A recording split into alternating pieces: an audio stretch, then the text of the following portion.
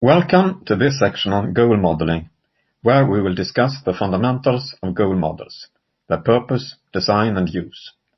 As a basis, we will make use of BMM, the business motivation model, which is a standard supported by OMG. A goal model has many different purposes, where the most important one is to identify the goals of an enterprise. For a company, there can be goals like being the market leader in its industry, having an image as a low-cost provider, or providing top-level customer service. A goal model should also show how goals are interrelated to each other. For example, a goal can be divided into sub-goals. It can also happen that some goals are in conflict with each other, that is, they cannot all be achieved at the same time. A goal model should also identify the means that an organization uses to achieve its goals. Examples of means for achieving the goal of good customer service are to call customers personally, to ensure that waiting times are short, or to deal with customers in a friendly way. Finally, a goal model should identify so-called influencers. These are states of affairs that have an impact on goals and the means. One kind of influencers are threats that may make it difficult to achieve a goal or use some means. For example, if new competitors have appeared, it may become difficult to increase the market share. Another kind of influences are opportunities that make it easier to achieve certain goals and use certain means. For example, new technology may make it easier to provide good customer service. To make the concept of a goal model more concrete, we take an example for a pizzeria. We assume that the pizzeria wants to have high customer satisfaction, so this becomes a goal in the goal model. The goal of high customer satisfaction can be decomposed into two sub-goals. One of them is to deliver the pizzas in an expedient amount of time. Another sub-goal is to provide high-quality pizzas. We can find a means that supports the goal of providing high-quality pizzas, namely to use ingredients of very high quality. Going back to the first sub-goal, we can find two influences that have an impact on it. The first one is a threat, that there is often traffic congestion, which means that it may become difficult to deliver pizzas to the customers' homes. The second influencer is an opportunity that other companies offer inexpensive delivery services that the pizzeria can use for home delivery. Of course, this slide shows only a small part of a realistic goal model. It needs to be fleshed out by adding more goals, breaking them down, as well as adding more means and influences. We will see how this can be done, but first we move to some definitions of the basic concepts. This slide shows the basic concepts of a goal model. First, there are goals that express something a business seeks to accomplish, a desired future state or condition, like being the market leader in an industry or having a profit of more than 1 million euros. Goals can be decomposed, that is, one goal can be a part of another goal. Furthermore, there are means, that is, something that can be used to achieve a goal. A means supports a goal. Means can take different forms. They can be instruments, devices, capabilities, techniques, or methods. A means states what an organization will do or use to achieve a goal, while a goal tells what the organization views as desirable. Then there are influences, that is, states of affairs that can impact an enterprise in its employment of means or achievement of goals. Note that an influencer expresses an objective state of affairs. It just exists, and there isn't much the organization can do about this. In contrast, a goal is something that an organization decides about. It wants to accomplish the goal. Similarly, a means is something that the organization chooses itself. It decides to use a means to achieve a goal. Influences can be positive or negative. They can make it easier or more difficult to achieve a goal. In fact, the same influencer may make it easier to achieve one goal and, at the same time, make it more difficult to achieve another goal. In order to understand how influences can impact goals and means, it's useful to distinguish between two types of influences, external and internal ones. An external influencer exists outside the organizational boundaries of an enterprise. It can be about a competitor that is taking market shares from an organization. It can be about customers that have recently started to do business with an organization. It can be about the new laws and other regulations issued by some authority, like a government body. Or it can be about new technology that enables or restricts certain activities in the enterprise. There are also internal influences that exist within an enterprise. It could be a habit, that is a customary practice or use, for example, that managers have generally promoted from within the organization. It could be about the infrastructure of the enterprise or about its resources. For example, that the quality of some facilities is high while that of others is low. We can distinguish between four types of assessments by categorizing them along two dimensions, whether they are external or internal, and whether they have a favorable or an unfavorable impact. An internal influencer that has a favorable impact is called a strength. An example is a strong R&D department in a company that can provide technological advantages for that company. An internal influencer with a negative impact is called a weakness. An example could be a company having many old facilities that need much repair and restoration. An external influencer that has a favorable impact is called an opportunity. It could, for example, be the emergence of a new technology that enables a company to develop a new product.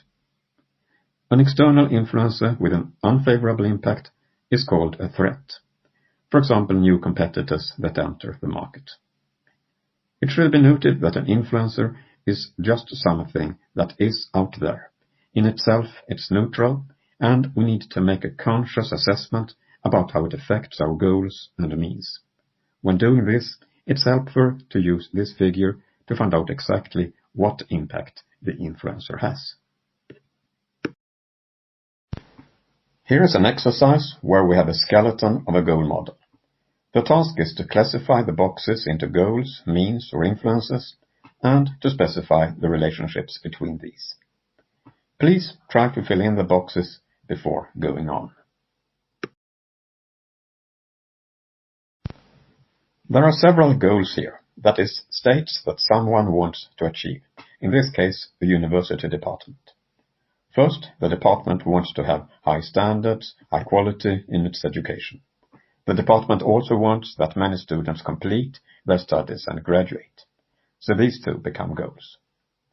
The goal of having high quality education can be decomposed into the goal of having high quality teaching, which becomes a part of the first goal.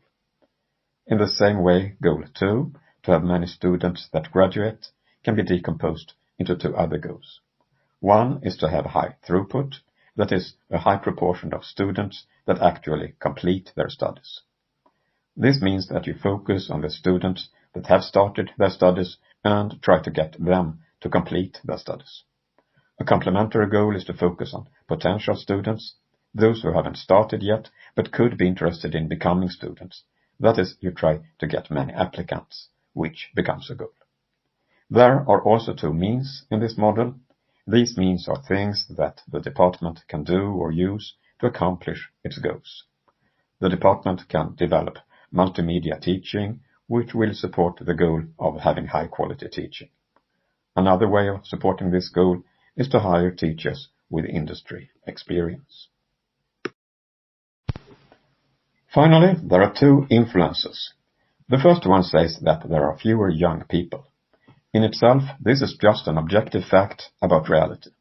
But it can impact our goals and means, and we need to assess how. Clearly, this is an external influencer, since it's outside the borders of the university department. It also has an unfavorable impact on the goal of getting more applicants, so the influencer is a threat for that goal. The second external influencer, the IT boom is over, is more complicated as it impacts different means in different ways. It will probably have an unfavorable impact on getting more applicants, so in this respect it's a threat. However, it will have a favorable impact on hiring good teachers, as many good professionals are looking for new jobs. So in this respect, it's an opportunity. This illustrates again that an influencer in itself is just a fact, and someone has to judge how it affects other goals and means. Sometimes it may be difficult to determine whether something should be modeled as a goal or as a means. If you have something that can be viewed as a desired state and the organization only partially can influence it, then it's appropriate to make it into a goal. If it is rather a cause of action or an instrument and the organization really can control it and decide whether to use it or not, then it should be made into a means. Let us consider a few examples. High profit. This is clearly the desired state, and it's also the case that the organization doesn't have full control of getting high profit. Lots of other factors influence this. So, high profit should be modeled as goals, and we can make it more precise. Market campaign. This looks more like some course of action, and it's essentially under the control of the organization. So, this would become a means. Qualified personnel. Having highly qualified personnel is a state we want to achieve, and it's only partially under our control, so it's best modeled as a goal. Here is a slightly larger exercise. It's recommended that you make a pause, read the text, and try to construct your own solution before going on. The top-level goal is victory in the election. Most of the other items are sub-goals to this goal. Two such goals are to get support from EU supporters as well as EU critics. Both of these goals will support the goal of winning the election. However, these goals are in conflict with each other. If Per becomes popular among the EU supporters, he will become unpopular among the EU critics, and vice versa. Another sub-goal of winning the election is to have an image as independent of other actors like companies and foreign powers. Yet another sub-goal is to have an image as trustworthy. Regrettably, there is a weakness here, as Per has misused credit cards, and it may then be difficult to get a trustworthy image. Furthermore, money always helps in an election campaign, so another sub-goal is to have a large campaign budget. One sub-goal to this goal is to have support from big business, as they can provide substantial donations. But there is a problem here, as this goal is in conflict with the goal of having an independent image. Furthermore, it's important to get attention in media for winning an election. A means for this can be to launch a TV commercial campaign. Another means for winning is to denigrate the opponent. Here there is an opportunity, as the main opponent, Eva, has misused credit cards. So far, we haven't gone into all the details of the business motivation model. There are many more concepts in the BMM, and one of the most important ones is the classification of goals into different levels. BMM uses the term end for something an organization seeks to accomplish. The most high-level type of an end is a vision, which is an overall image of what an organization wants to be or become. The vision is typically long-term, and it's often not possible to determine whether a vision has been achieved or not. In contrast, a goal is more focused and narrow and typically oriented towards some specific business problem. The most concrete types of ends is the objective, which is an attainable, time-targeted, and measurable target according to BMM. This means that there should always be a time frame indicating when the objective has to be met. Furthermore, it should be possible to measure objectively whether the target has been met or not. Finally, BMM defines relationships between visions, goals, and objectives. A vision is said to be amplified by a goal, while a goal is quantified by an objective. Welcome to this section on goal modeling, where we will discuss the fundamentals of goal models.